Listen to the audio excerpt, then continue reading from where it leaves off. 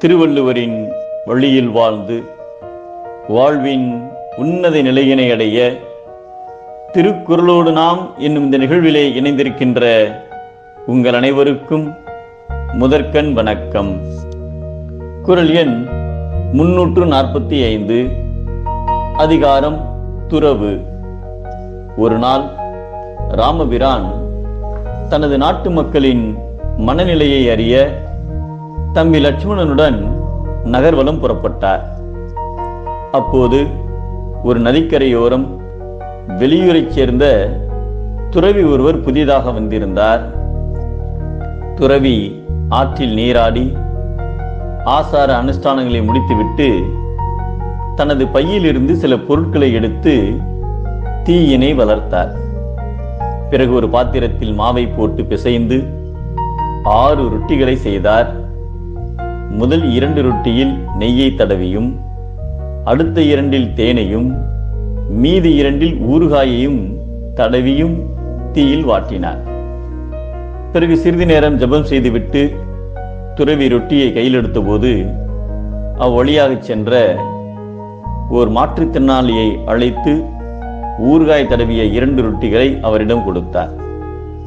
அடுத்ததாக தேன் தடவிய 2 ரொட்டிகளை அவ்வழியாக வந்த ஒரு சிறுமிக்கு கொடுத்தார்.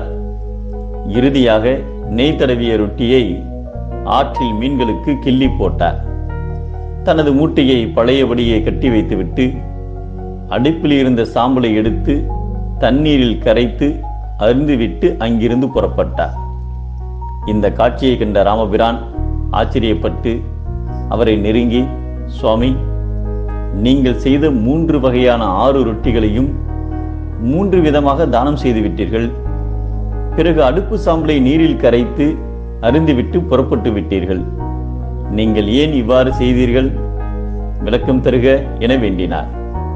அதற்கு துறவி, நான் நீராடிய போது 3 விதமான ரொட்டிகள் செய்து சாப்பிட வேண்டும் என்று மனம் விரும்பியது. மனதை திருப்திப்படுத்தவே ரொட்டிகளை செய்தேன் என்றார். பிறகு ஏன் நீங்கள் அவற்றை உட்கொள்ளவில்லை என்று ராமர் கேட்டார். அப்போது துறவி, நான் எல்லா புலன்களையும் அடக்கிவிட்டேன். ஆனால் மனதை மட்டும் வெல்ல சிறிது சிரமப்பட்டேன். அதன் விளைவாகவே ரொட்டி செய்தேன். அதன் மூலம் மனதை சமாதானப்படுத்தி விட்டேன். சாம்பலாக போகும் இந்த சரீரத்திற்குள் இருந்து கொண்டு நான் கூறுவதை கேட்காத என் பாழ்மனமே, இன்று உனக்கு இந்த சாம்பல்தான் ஆகாரம் என்று மனதிற்கு தண்டனை அளித்தேன் என்று விளக்கமளித்தார். பிறவி துன்பத்தை போக்க முயல்பவருக்கு தனது உடம்பே மிகையான பொருளாக இருக்கும்போது அதற்கு மேல் வேறு பொருட்களின் தொடர்பு தேவையில்லை என்பதை மற்றும் தொடர்பாடு எவன் கொள். பிறப்பருக்கள் உற்றார்க்கு உடம்பும் மிகை என்கிறார் நம் தெய்வப்புலவர் திருவள்ளுவர். உடம்பே வாழ்க்கைக்கு பெரிது, பொருட்களின் தொடர்பு அறுத்தலே இனிது